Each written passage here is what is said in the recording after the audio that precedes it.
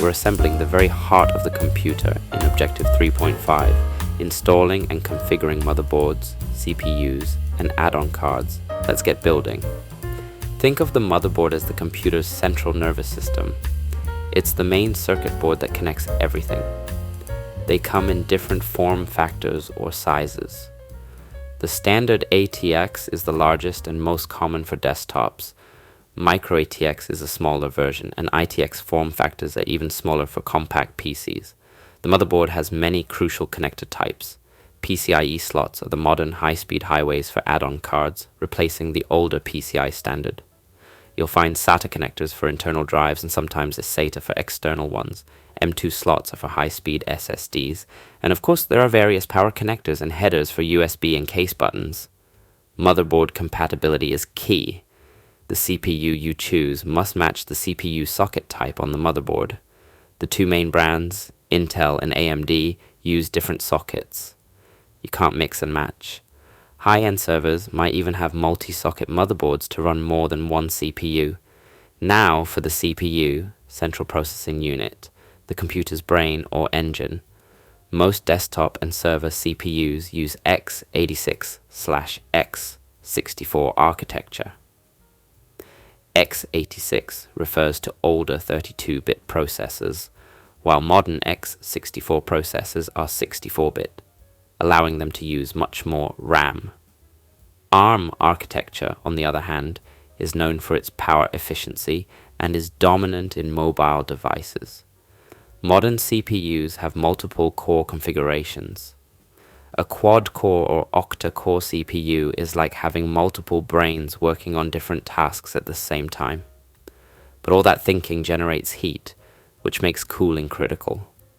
Fans and heat sinks work together to pull heat away from the CPU. A crucial part of this is thermal paste or pads, a special compound that fills microscopic gaps between the CPU and heatsink to ensure efficient heat transfer. For high-performance systems, liquid cooling acts like a car's radiator, using a coolant to whisk heat away even more effectively. Next, we have add-on cards, also called expansion cards.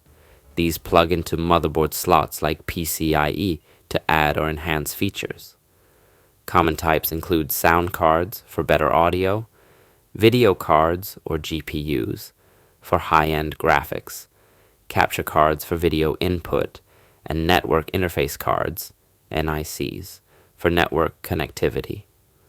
Finally, let's talk about the motherboard's own mini operating system, the BIOS or UEFI.